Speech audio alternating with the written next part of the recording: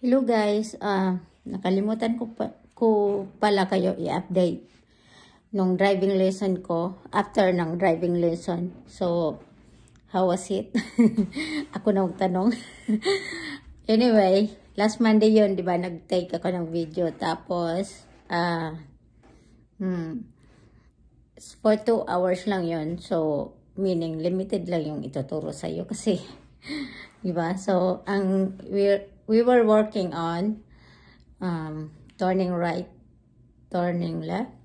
Yung tamang pag-stop, saan dapat ni-stop, ganun. Yung pinuntahan namin, napakalaking parking lot, pero hindi sa busy. Mayroong car, mayroong mga tao, pero hindi nga busy. So, it's really good for me. Tapos,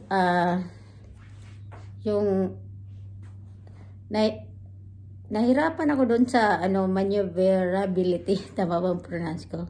Last part na yung dinuro sa akin. Kailangan ko pa ng practice talaga. So, hindi pa ako pwede kumuha ng talagang driving test para makuha na yung talagang license. Kasi nga, hindi pa nga ako naka-drive sa highway. I need pa ng ganun.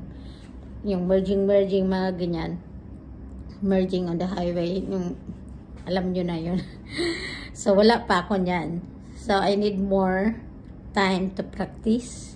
Saka, I think, kailangan ko pa ng driving lesson. Let mag-enroll ulit ako. Ganun. Kasi mas okay doon sa driving lesson. Kasi nga, will save. Kasi, di ba, meron silang pang-stop. Yung nagtuturo, kapag may emergency, maka-stop sila, di ba? So, really good talaga kapag sa driving school ka punta. Pero kailangan din ng practice na may kasama ka. Yun talaga. Kaso sa ngayon, sa situation ko, hindi pa. Kasi nga yung asawa ko nga nasa hospital pa. So, tapos sira pa yung sasakyan namin, di ba? So, ang hirap ng sitwasyon ko, no? Pero nakangiti. Kailangan natin ngumiti.